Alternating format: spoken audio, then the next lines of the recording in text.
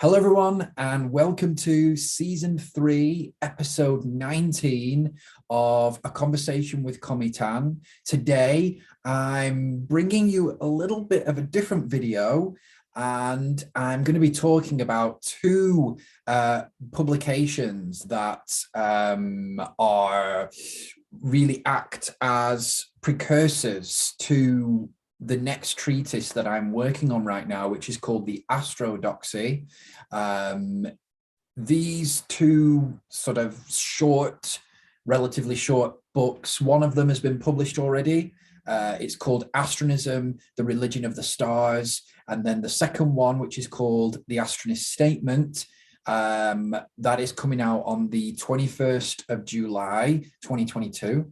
And these are two books that are eventually going to be part of the Astrodoxy, but I wanted to publish them now, really, to kind of capture some of the ideas that I'm kind of exploring at the moment and that will eventually become part of the Astrodoxy. And what I wanted to do today was just to kind of give a preview of the book that is not out yet, which is the Astronist Statement, and then also to like a sneak preview. And then I also wanted to take another look at astronism, the religion of the stars, talk about why I've structured it in the way that I have, kind of give an overview of that publication, which came out in March of this year. So yeah, I'm excited to show you these two publications and also to kind of set up in a way the foundations for the Astrodoxy,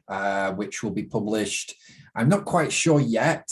It's kind of difficult to tell when that will be published because there's still so much further to go with it. But we're looking at 2024. So it's quite a while off, another 2 years off yet. So, still a lot further to go with this, but it's just interesting to see where I'm at now really still at the beginning stages of the Astrodoxy. I first started to write the Astrodoxy in October of 2020, when I went down to London. That was one of the first, maybe I'd done a little bit before that, but that was the first kind of beginning really of writing, first session of doing something regarding the Astrodoxy. And then I really started to do a lot more on the Astrodoxy from last September, which would be September 2021. And of course now I'm really into writing the Astrodoxy. So I'm excited for this new treatise. I feel, just to give you kind of a preview, I feel that it's more organized than the Omnidoxy, because that's what you guys will probably know if you followed my work and astronism's development. You will know that the Omnidoxy was the first treatise that I wrote regarding astronism. The Astrodoxy is very, very different from the Omnidoxy, because even though it's probably going to be even longer than the Omnidoxy, it is more organized and it's definitely more analypsocentric. So it's more focused around transcension and the doctrine, the dogma of transcension, and I think that it also clarifies a lot about astronism that maybe the Omnidoxy didn't quite do that. It just does. It has other functions from what the Omnidoxy had. So without further ado, let's get into the first book here today that I want to try and show you guys, and that is Astronism, the Religion of the Stars. So hopefully you can see that now. Let's bring it up into full screen here. So the first thing to kind of really speak about is the front cover itself. I would say maybe for the last year, I've been using the windmill actually as a symbol of astronism. And there's a whole kind of reason behind that. And I explore that in the Astrodoxy. So I'm not going to say that today, what that is, but there is the windmill has become a kind of symbol of astronism, along with the boat as well. So you'll notice on the Institutional Dictionary of Astronism from 2021, we used a boat on the front cover and with stars on it, of course. And then now also I've started to use windmills, and there's just little reasons for that, and then I explore that in the Astrodoxy, but I'm using that as an example here. So it's called Astronism, the Religion of the Stars, and really what that kind of subtitle there is trying to say that, you know, firstly, it's reaffirming this issue that was a pretty big topic in the Omnidoxy.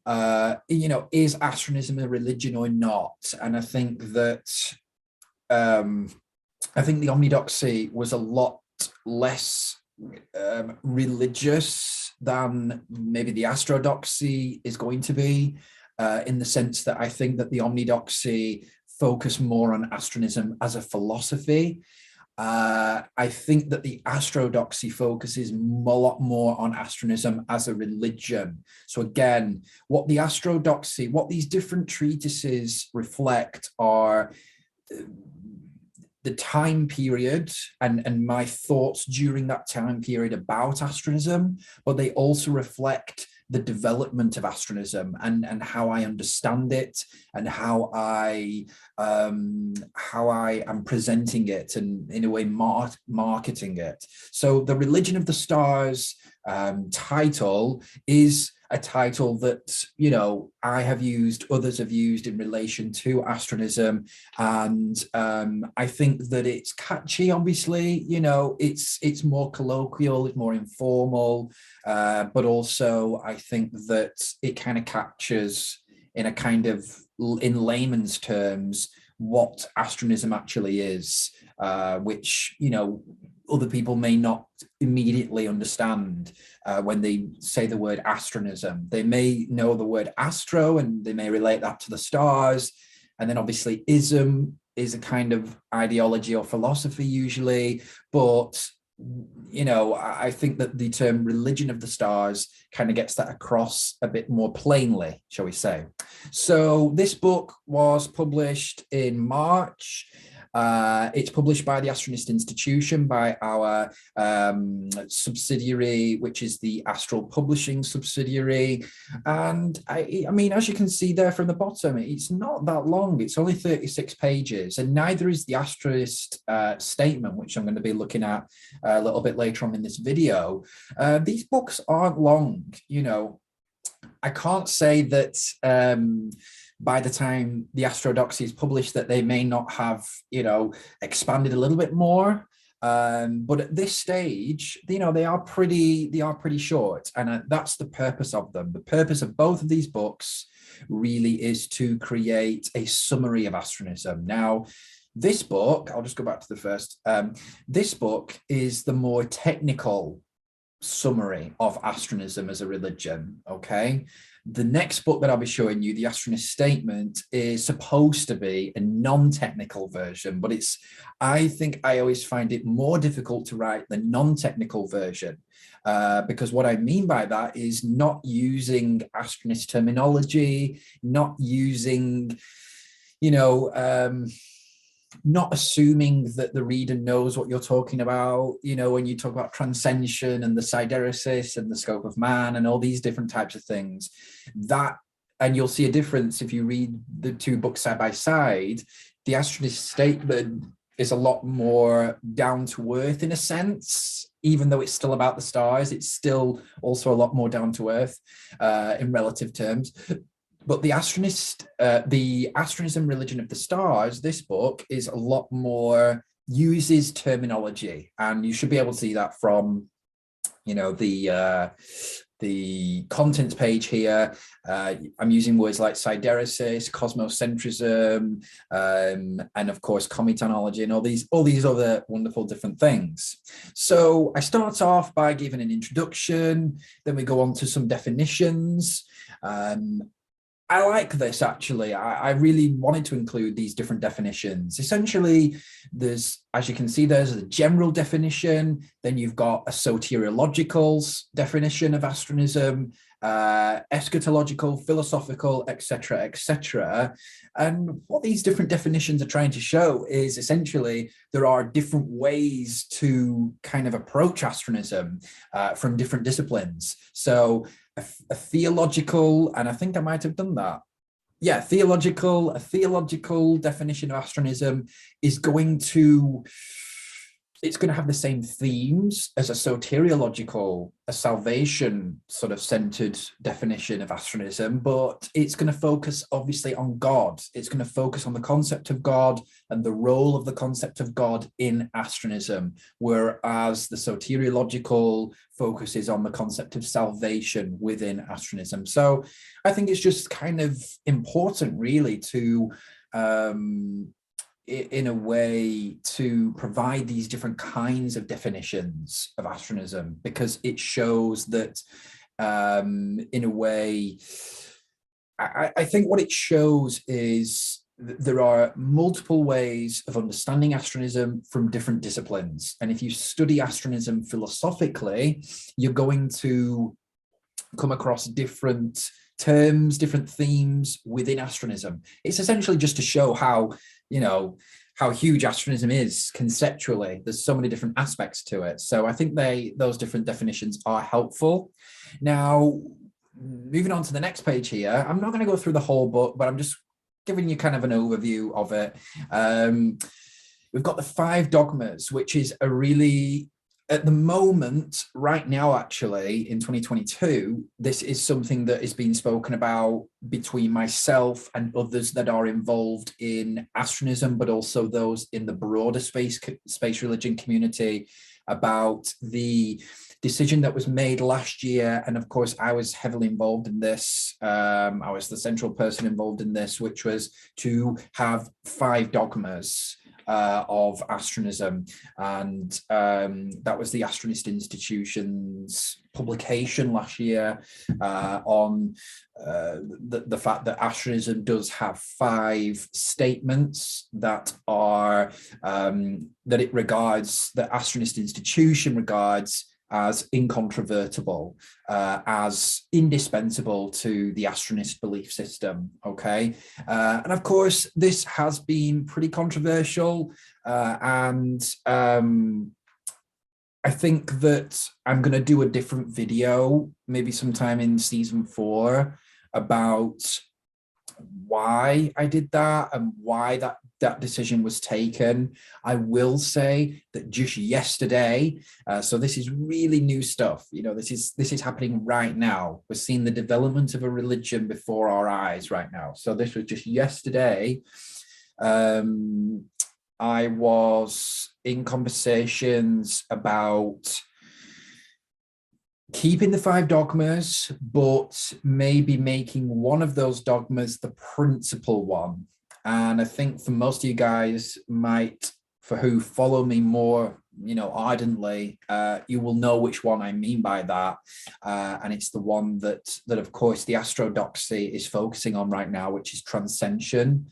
And that being the principal dogma, and then there being the 4 lesser dogmas. That is the idea that is in the works at the moment, just because I have raised concerns over these 5 dogmas. Even though I was involved with this, I am hesitant now to go ahead with it for various different reasons. I think one of those reasons is because I don't want astronism to be seen as a dogmatic belief system, but I also do think there needs to be a little smidgens of dogma around, and it also needs to be very carefully managed.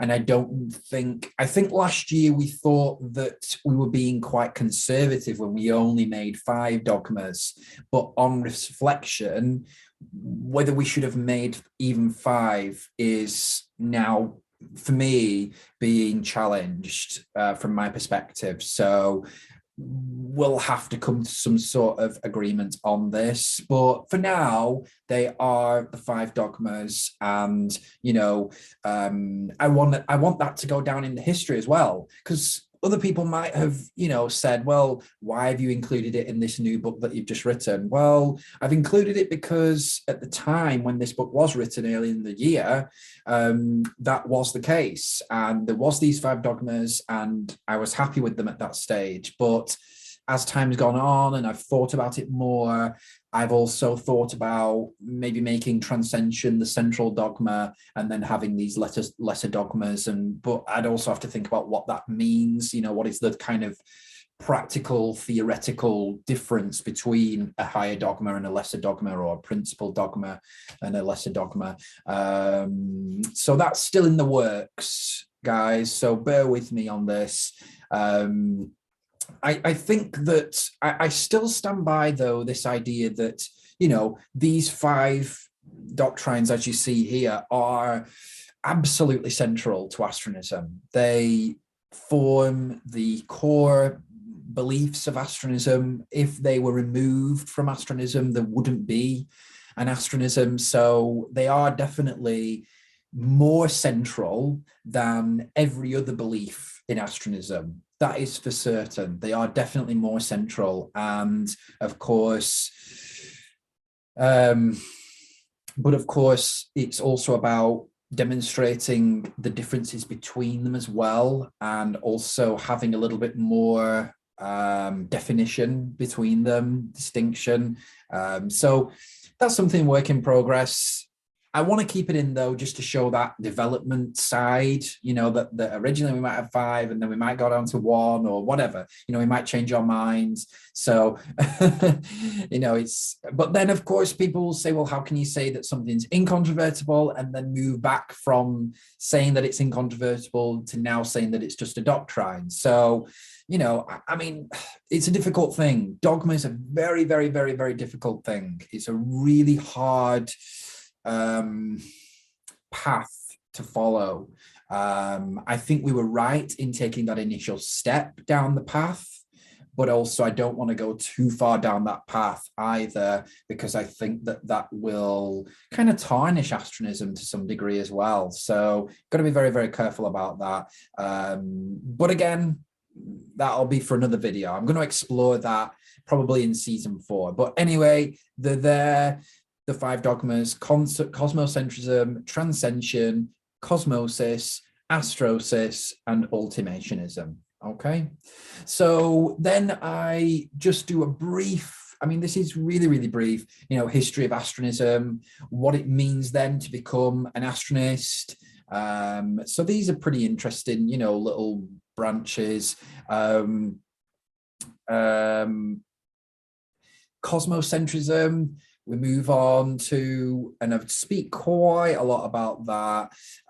Actually, no, there's only 2 pages. See, it's very, very short. So I've tried to pack it all in really in a very, very short space. So let's talk about the worldview of astronism, obviously cosmocentrism, and then we move into the sideresis, which is the sort of astronomical history of astronism, the astronomical, well, not the astronomical history of astronism, but the astronomical history of humanity, I would say, is the better phrase. So the sideresis is the astronomical history of astronism. It's history from an astronist perspective, essentially. That's what the sideresis is. It is a narrative that plays into astronist soteriological, eschatological, philosophical narratives, essentially philosophical ideas. And I really enjoyed writing about the sideresis because I've not done too much writing about that at this stage. So it is great to write more about that, because I think that understanding the sideresis, and even though it may be quite technical and very, very in depth for people, it is really important if you want to get that kind of in a way that more in-depth understanding of astronism. I think you have to understand and know about how astronism views history and why we're here, because that's all about informing where we're going. So then we move on to Astronist philosophy. And I think I'm just going through the different disciplines here. So Astronist philosophy, Astronist cosmology, Astronist soteriology, and I give, a couple of pages each to these different disciplines: Astronist metaphysics, Astronist eschatology, and these are just kind of brief, really. I do use a lot of technical terminology, though. So for you guys who are interested in the technical terminology of astronism, what I would do is, you don't even need to purchase the physical copy of the institutional dictionary, but you can have the institutional dictionary on Google Books open, and then as you're reading this book, you can sort of reference back to the institutional dictionary for some of these terms that you may not know in this book, because I do use a lot and you have to be aware of that. So it is a technical book. Astronist theology. And then we move on to cometanology, which I find that really interesting, because some people misinterpret what cometanology actually is about. They think it's just all about me, because obviously my name is Cometan, but also I have the title, or I'm working towards the title of Cometan. So I'm called Cometan, but there is also the title of Cometan, the status of Cometan, which anyone can reach if they get into astronism very, very deep way and explore their astronality to such a degree that they, I would say, reach a kind of enlightenment in a way, a kind of that, but in relation to the astronomical world. That's what we call the Cometan. It's a similar idea to the Buddha, essentially, and achieving like Cometanhood. So there is that to it. So that's what cometanology is actually about. It is about me, and it's about my role in astronism. So it is about understanding, my role, because I think that is important. You have to understand, where the founder has come from in order to understand where the religions come from. So it is a lot about me, but it's also about the journey to Cometanhood and what that actually entails. So, and then towards the end of this book, there's just a short glossary of main astronist terms as they stand right now. The Astrodoxy, this is one thing to say, with the development of, let me explain. So with the development of the omnidoxy, there was, of course, a huge amount of terms. And really the omnidoxy was the first explanation of astronism in the world. It was the first explanation of astronism. And with that came all this body of terminology, which I tried to encompass with the institutional dictionary last year. Now, with each great treatise, obviously, in between those treatises being created, being composed, there are terminology that is still coming out that I'm still having ideations about and astral ecstasies about. And then obviously, the terms flow and are created. But with the development of each great treatise, the Astrodoxy being the next one of those, a new body of terminology is developing that is developing from the omnidoxy. So you will find that in the Astrodoxy, even though I will be using some terminology from the omnidoxy, it will be totally different, really. A lot different. It'll be a lot different, the kind of terminology used. You will be able to see the development from the omnidoxy, the type of terminology, the focuses that I have. So it'd be really interesting. And so that's what I mean to say by that is that, yes, these are the main astronist terms right now. These didn't exist, though, when the omnidoxy was being written. So there's new things coming out all the time. And in a way, the Astrodoxy signifies a new era in astronist history, because It's a brand new body of terminology that builds on the terminology that already exists. So there's a little short, brief, glossary there, not too in depth, I wouldn't say. And then we've got the objectives of the Astronist Institution, which I find really interesting to have included, because sometimes, it can become a bit confusing. Well, what's the Astronist Institution there to do? Well, it's there to firstly be the proprietor of astronomism, to protect it, to develop it, to see that it, goes out into the world and is embraced by people, to promote astronomism, obviously. But also the Astronist Institution holds a role in the soteriology of astronomism itself, in many of the same ways that the church does, really, in Christianity. The church actually does play, obviously, a very central role in the soteriology of Christianity. And it's the same for Astronist Institution. So I just go through some of the objectives there, and then that's the end. So it's a pretty, it's a pretty short book. There are, but I think that it's a good technical summary, I think. And that's what some of the people that I've shown it to already said. Some of the feedback has been, yeah, it's good, very technical, very, very technical. You need to know your stuff before you read it, or you need to be prepared, before you read it. But, it does get across, I suppose, what astronomism is all about. So that's Astronism, the Religion of the Stars. That is available right now, guys. So you can check that out. And you can, I'll just stop sharing. So you can check that out now. It's on my website. It's on, so that's cometan.org. It's on astronism.com. It's on Google Books. It's everywhere. I think also that it's free. I think so. It's certainly free on Google Books, guys. So if you want to go on there, and it's certainly free on my website. So head on over there, so then you don't need to pay for it. Because on other websites, see, book distribution is so complicated.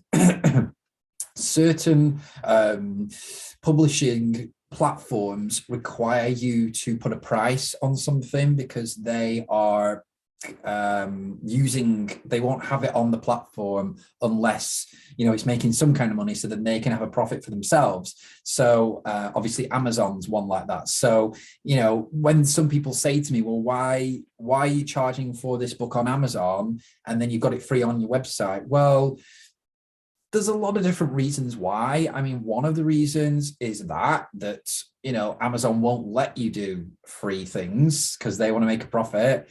And then secondly, I don't really take it that seriously. Some people want it for free and they don't want to pay because maybe they don't see the value in paying for my books. That's fine. You can have those. But there are a group of people who I love, who are great, and I don't dislike the other people who don't want to pay, but these are the group of people who do want to pay. They want to donate, they like what I'm doing, and so they even though they don't have to pay, they are choosing to. So it's about having that choice, and I like that. I think that's the way to go with astronomism in terms of charging for books and things. And I'm really going to be working on that this year and next year, is trying to get some of the like the Omnidoxy. There's still issues with that, with distribution. It's an absolute nightmare because it's such a massive book. There's just still issues with it because it's still, I think, on Amazon £150. So there's just issues around that book, and I don't necessarily want people to have to pay £150 for it. I want it to be a bit more affordable than that for people, but I'm just hoping fingers crossed that I'll be able to get some of these distribution issues out of the way by the time the Astrodoxy is coming. So hopefully I won't need to worry about that. So I'll have to work hard to try and sort those publishing issues out. Anyway, so enough of that boring stuff. Let's get back on to the next second book that I want to show you guys today. Now, this one is a bit of a treat, actually, because this actually hasn't been published yet. And this is the first time that I'm actually speaking about this book. So this is the Astronist Statement. And this is the book that is going to be available in July, 21st of July. Get that noted down. And this book is markedly more non-technical than the previous book that I just showed you. It doesn't use as much technical terminology. The concepts that are used, the way of explaining astronomism that is used are, I would say, a lot more down to earth, as I said earlier, and they just use essentially the central theme of this book is limitation, which is the underlying, if you really want to get down to the bare bones of astronomism, that's what it is about. It's about humanity's struggle against limitation, against our limitations as individuals, as a collective species, our physical limitations, our mental limitations, and how of course, astronomism is poised to alleviate humanity from those limitations through the astronomical world, through transcension. And then this is what the Astronist Statement is all about. Now, the Astronist Statement, I actually compare to something like a manifesto. It is the Astronist Manifesto, essentially. But I wanted to use the word statement because I didn't want to be too close to another certain book that would sound very, very similar if I did use the Astronist Manifesto. So I wanted to use the Astronist Statement just so then we make sure that we stay very much in a distinct, very much distinct from other books that are out there, and you guys will know which one I'm speaking about. Now, of course, the Astronist Statement, the actual full title is The Astronist Statement on the Situation of the Human Species. That is actually the full title of this work. And it's split into, it's got an introduction, and then it's split into 6 different chapters, you could say, which are still very, very small. I think some of them are even only about 4 pages, but most of them are about 10, I would say. Yeah. Some of them about 10, some of them about 4, and then I think there's one for about 8 pages. So again, not a long book at all. You know, a very, very short book. You know, and this is centrally about, as you've said, as it begins there, it is about explaining where humanity is right now, the situation that we are in, and why, kind of trying to justify why astronomism firstly needs to exist, the objectives of astronomism, and what astronomism is promising people, and obviously through transcension.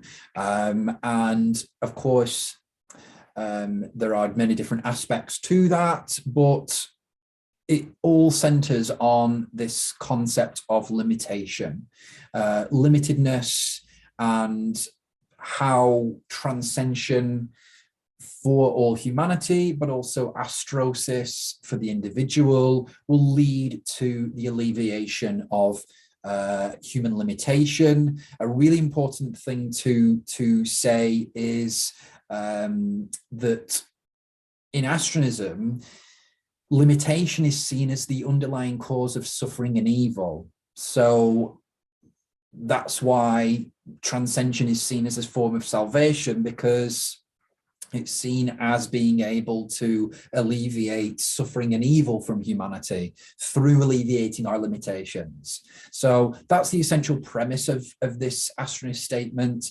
And I spend most of the book trying to explore, as it says there in chapter 1, the human struggle of limitation, exploring the history of it a little bit. But again, I'm going to be exploring, these questions in even more depth in the Astrodoxy itself.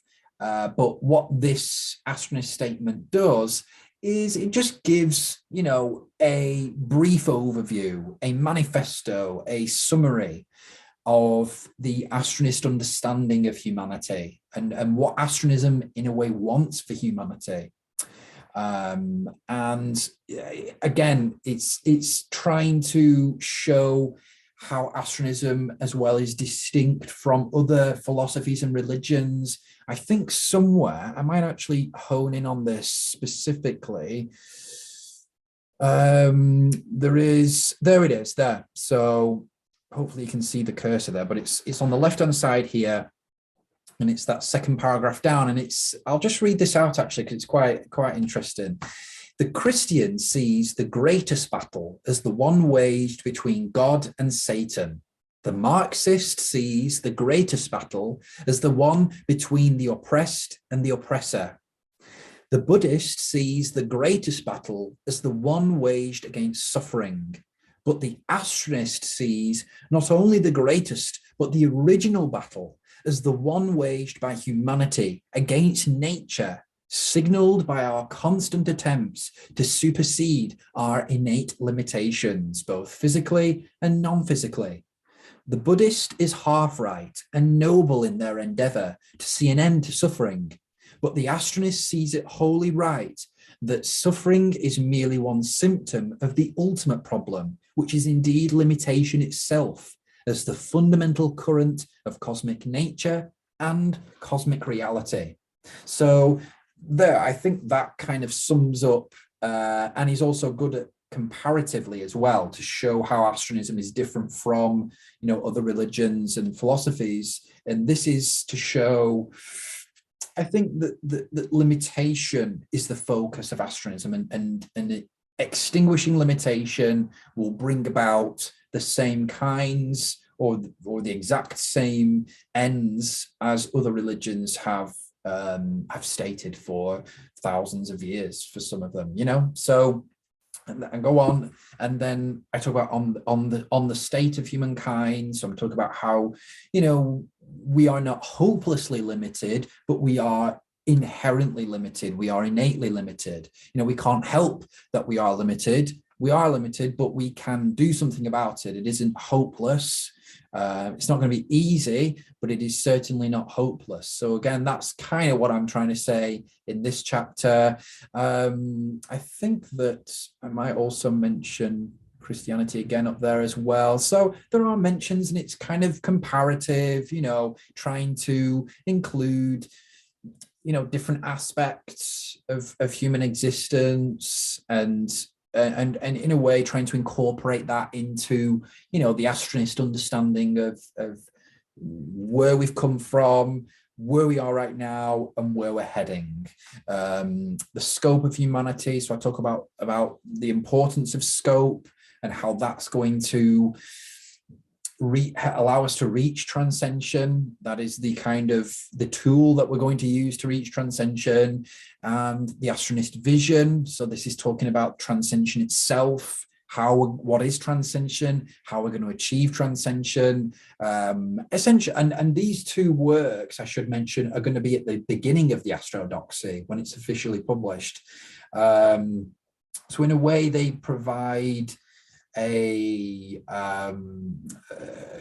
kind of summary, but also a introduction in a way to what the Astrodoxy, the huge Astrodoxy that it's going to be, what that is going to address, and all the different aspects of transcension, that the Astrodoxy is going to address in minute detail that, of course, these small works aren't able to do on their own. So I think that they offer a kind of introduction, really, or a precursor to the depth that the Astrodoxy is going to go. So I hope you guys, will enjoy, reading these, and I hope that you find them useful. As you can see there, it's only about 42 pages, so it's not long at all. It shouldn't take you guys that long to read, and I hope that it just provides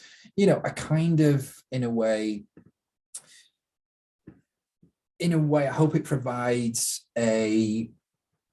an understanding of what's to come, really, because the Astrodoxy is not going to be published for a little bit longer yet. So it's going to be, I think, another 2 years. So I think that maybe, again, I'll continue to publish little snippets, because that's what these books are. They're like little snippets of what I've been working on, and the kind of snippets of what the Astrodoxy is going to look like and what it's going to focus on. So I think I'll probably continue to do that over the next 2 years, and then obviously we'll have the major publication by the end. So it's really exciting, and it's opening up astronism in new ways. I didn't really, even though I did speak about transcension in the Omnidoxy, I didn't explore it to the depth that I have, or I am continuing to do, in the Astrodoxy. And really what that is doing is opening other aspects of the astronism up that I'd not considered before. And it's also showed me that astronism is much bigger than I ever, had dreamed of before. So these types of works, the new treatise that I'm composing, are exploring astronism in new and exciting ways. And all the time, it's getting more clearer and clearer. I think that probably from the Omnidoxy, from reading it probably seems very sporadic, very everywhere. There's so much there. And sometimes when I look back and read the Omnidoxy for a little bit, I feel like, gosh, I'm so, 1 minute I'm talking about this aspect, and then another minute I'm talking about this concept. So it does seem a little bit erratic. And that's actually what it was like creating the Omnidoxy, because there was so much going on at the time up here, and I was experiencing, it was all new, and I didn't really know what to do with it. This time with the Astrodoxy is a lot more systematic. It's a lot more, in a way, rational. In a way, it's a lot more rational, and it's a lot more ordered. The Omnidoxy is more emotional, very, very emotional. Very, very not really sure, what the end to it is, not really sure what the purpose is. I don't think at that time when I was writing the Omnidoxy. So yeah, it's good to look back on that, and it's good to look back and how things are progressing, and it's exciting in a way to kind of speculate on, what's going to happen after the Astrodoxy, what I'm going to be thinking about, in 10 years' time regarding astronism. Will it have died out? Will something else have come along? I don't think so, but I think that it will just develop in new and exciting ways. And I think that transcension is going to be central. I think that those are the 4 dogmas of cosmocentrism, astrosis, cosmosis, and ultimationism. I think those 4 other dogmas as well are going to be central. Part of the reason, obviously, why we've classified them as dogmas. And I also think that just continuing to develop the body of terminology that is part of astronism is central. There has been some pushback, and some of my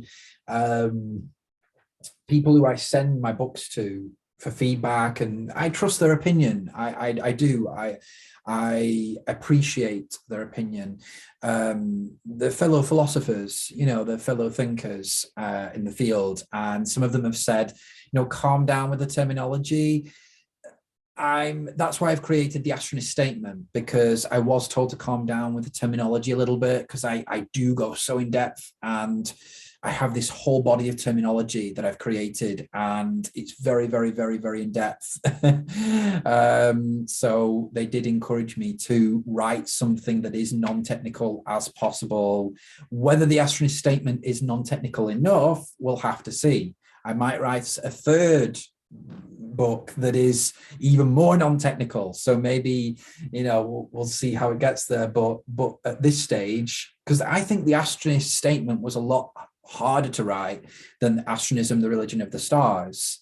I think sometimes it can be a lot more difficult to write non-technical books when you are a specialist, because you can't use, you're